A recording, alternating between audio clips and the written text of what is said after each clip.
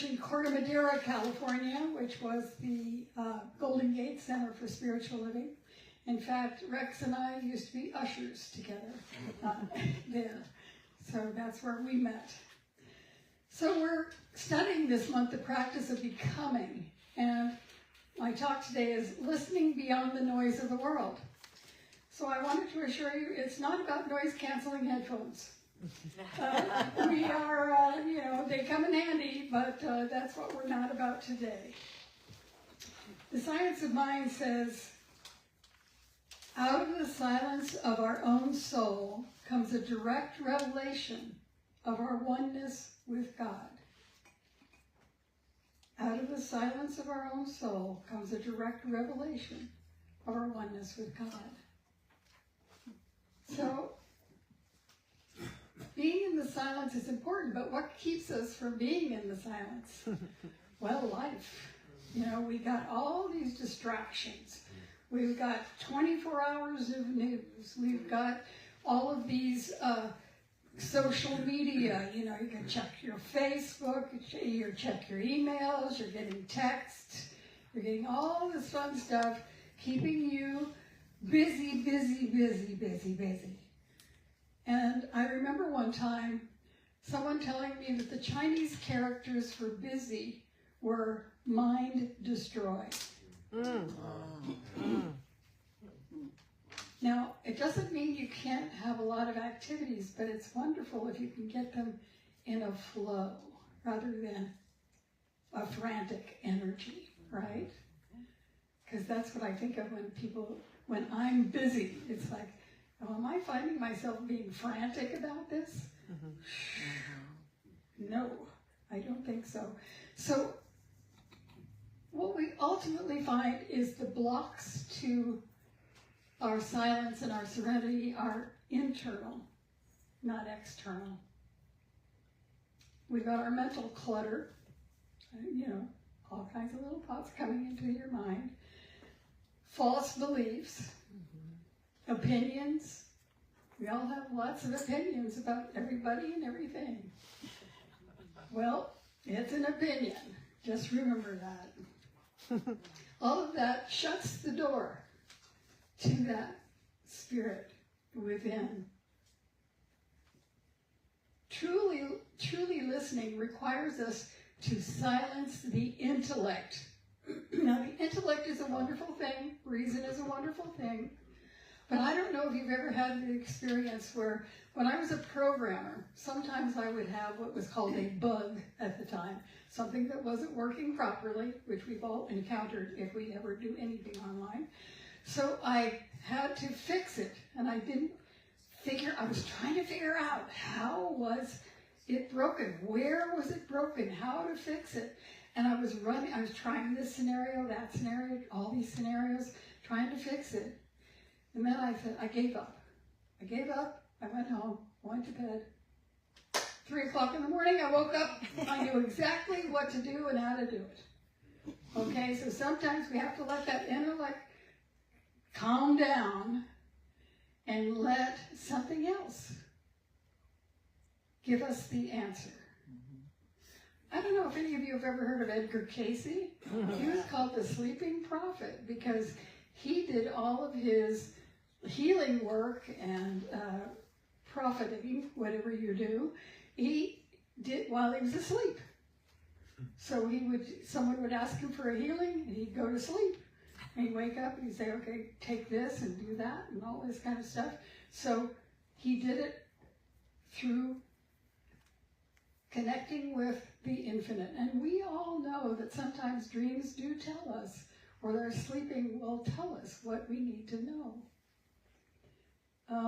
So we quiet the intellect, and then we have to remember that practicing silence is important because it allows us to align with the divine mind. It allows us to get into that flow of spirit that allows us to hear with the heart. To hear with the heart. They say the longest journey is always the one from the head to the heart. So we can perceive truth, when we align with our heart, when we step into that silence. When I think about the noise of the world, I sort of also think about when you get on a plane and maybe it's pouring rain where you are, and you take that plane and you get up into the sky and guess what? It's totally blue. It's beautiful, right? So when you get back to Earth, and maybe it's still raining, you remember that that's possible, that that blue sky is up there, and it is absolutely possible. The other way I think about it, so we can rise above the noise of the world. And when we think of the ocean, okay, the ocean has lots of waves and chop and, all of that stuff going on the ocean. But when you dive deep into the ocean, it's quiet and still, no matter what's going on upstairs. So it's the same thing. We can go deep or we can go high in order to bring ourselves out of the noise of the world. Now, one of the things I learned in ministerial school was the symbol of the cross is much older than Christianity, because it demonstrates the intersection of the conditioned world, that which is inside of time and space, and the unconditioned world that is outside of time and space. In a Celtic cross, they have that little circle in the middle. That's where the conditioned and unconditioned come together. And that's right where we are. That's right where we are, where the conditioned and unconditioned come together. So that we can rise above or we can dive deep in order to overcome the distractions of the daily life of the world. So you always hear, silence is golden, right? Because when we get into the silence, we feel peace. We feel relief. We feel release. I remember one time I was in Hawaii, and out beyond the waves coming in, there was a platform. And I thought, I'm going to swim to that platform. So I did. I swam to the platform, and by the time I got to the platform, I was exhausted. I could barely make it onto the platform. So I sat there for a while, calmed down, rested, dried out, and realized, I had to get back to the beach because I'm going to cook. And, I'm a Celtic person. I fry in the sun, so I had to get out of it. So I knew I had to get back to the beach to find some shade. So I started swimming, and I was getting tired, and then I said, I could float. I could float. And so I could float, I could rest, I could let the water hold me up. And then I could swim a little more, float, swim a little more, float. And that's what we get to do. We have to remember to float, right? Periodically, it's important for us to re-energize by doing something that is just being. We stop being a doer and are a beer. Remember the ancient wisdom of Frank Sinatra, do, be, do, be, do. So we do and we be. We do and we be. So it's an important thing to sing that little song to yourself for every once in a while. So the master teacher Jesus said, "Ask and it will be given to you. Seek and you will find. Knock and the door will be opened to you." So how we open, how we knock is really going into the silence, is getting ourselves above or below the noise of the world and getting into that unconditioned reality that allows us to tune in. So how do we practice this silence, right? So, of course, the first thing you think of is meditation. At least the first thing I think of is meditation. I don't know if any of you have read The Joy of Meditation by Jack and Cornelia Addington. And I love that book because it says there's all kinds of ways to meditate. You don't have to sit in a yoga position with a candle and incense. That's not the only way you have to meditate. And a lot of people think that. And so they say, well, I can't meditate. I don't know how to meditate. It's like, do you lose yourself in the act of cooking? Do you get so involved in your baking or whatever that you lose track of time? That's a meditation. Art is a meditation. Painting, sculpting, woodworking, gardening, anything you do where you lose track of time, where you are so present with what you're doing in the moment, that is a form of meditation. That is a form of meditation that opens us to the infinite presence. Another thing is chanting. A lot of people get together for kirtans, and of course, lots of Buddhist practices and lots of Hindu practices or whatever are all involved in chanting. And because you get your mind on that chant, and it takes it away from all the busyness and the frantic activity. Another thing is prayer beads, right? So you can have beads like this, and you just have something you say. God is, I am. God is, I am. God is, I am. And you just take your mind off of all of the other stuff, and you just do that. One of the things that got me through the chaos of my teen years was the rosary. Because I was a Catholic at the time, and I would do the rosary every night. And it helped me to be less crazed, as teenagers can be. And so, beads, doing the beads can be helpful.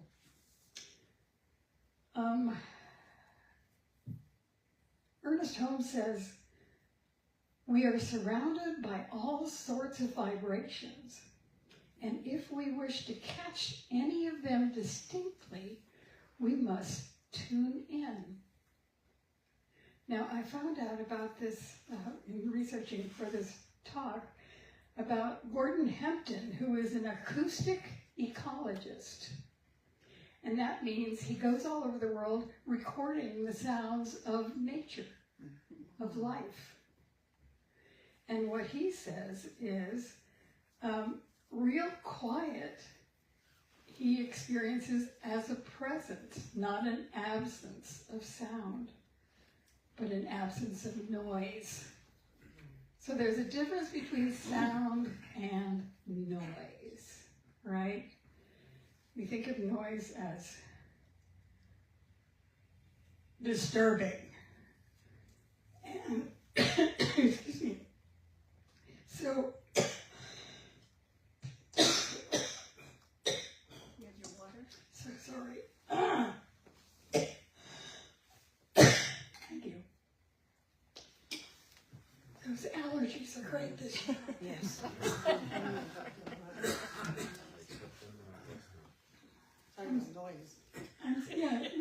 Yeah. I'm so grateful for all that pollen and all that blooming.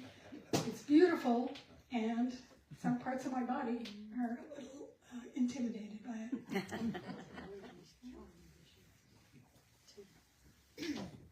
Excuse me. All right. Okay. The other thing we can do, and we know that many, many practices involve this, the breath. Even on TV shows now, I'm seeing them talking about, okay, stop and do some box breathing. Box breathing. Okay, so let's do a little box breathing, shall we? What we're going to do is we will inhale for 4 counts, exhale for 4 counts, hold for 4 counts, inhale for 4 counts, hold for 4 counts. Okay? All right, so inhale, 2, 3, 4. Hold, 2, 3, 4. Exhale, 2, 3, 4. Hold, 2, 3, 4. Inhale, 2, 3, 4. Hold, 2, 3, 4. Exhale, 2, 3, 4. Hold, 2, 3, 4. Inhale, 2, 3, 4. Hold, 2, 3, 4. Exhale, 2, 3, 4. Hold, 2, 3,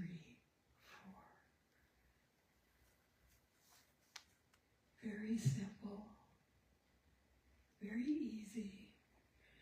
And you notice a shift. You do notice a shift in what's going on in your mind. Just focusing on the breath and allowing that to guide you.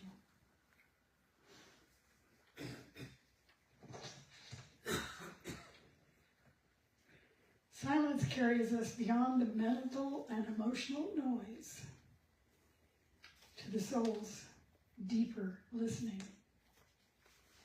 It becomes a sanctuary where the presence is felt, because the presence lives in the eternal now.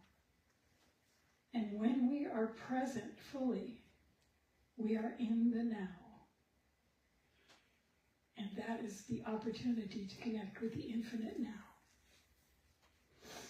So silence teaches us to be present, to observe without interference, to feel without judgment. The wonderful Quaker teacher Parker Palmer says he invites us to turn from judgment to wonder. Instead of seeing something and judging it, saying, oh, I wonder why that person chooses to do that. Interesting. You know, turning from judgment to wonder. In the space of stillness, the mind quiets, the heart expands, and the soul speaks. This is a pathway to align us with the truth. And practicing silence allows us to help release conditioning and habits that we have.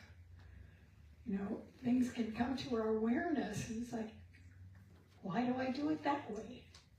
Maybe there's another way I could do that. I know there's a song of a Rumi poem we used to sing. The breeze at dawn has secrets to tell you. Don't go back to sleep. So a Saturday morning at 5 o'clock, a lot of this talk started coming through. Don't go back to sleep. Wake up, write down what came to you. So, being in the silence, and in that case I was asleep, it was like, okay, time to connect. So we recognize our patterns, we open to that higher guidance, we open to that infinite possibility. So silence is not a passive thing. It's an active, dynamic teacher that reveals who we truly are.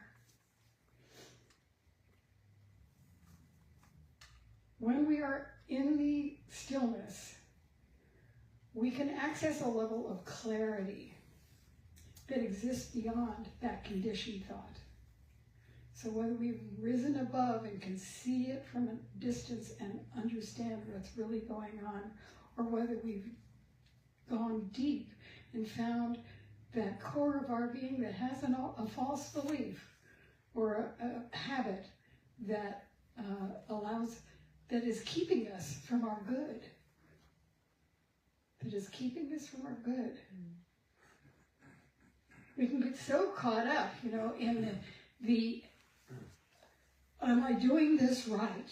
Mm-hmm. Am I worthy? All of those, am I lovable?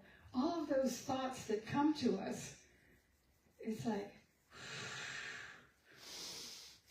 let them go and know that you are loved and you are love. That's the essence that we are tuning into when we connect with the infinite one in that experience of silence. We get that clear perception that's not filtered by fear or egoic desire.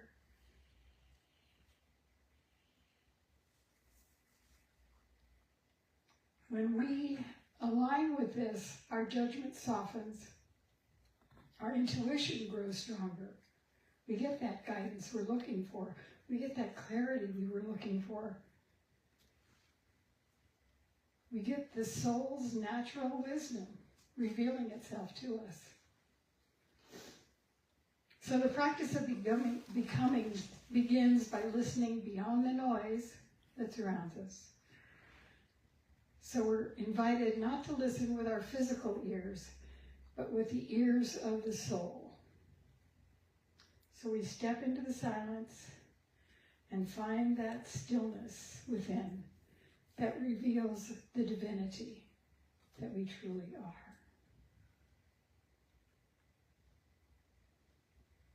So I just invite you to do some kind of practice or to be conscious when you are finding that which allows you to step out of time and space, to be lost in the moment, to realize the connection to the infinite one. So I'd like to share one more affirmation with you. I'm going to say it once, and I invite you to say it with me. Today I recognize the voice of truth within my inner silence. Today I recognize the voice of truth within my inner silence. And so it is. Thanks a lot.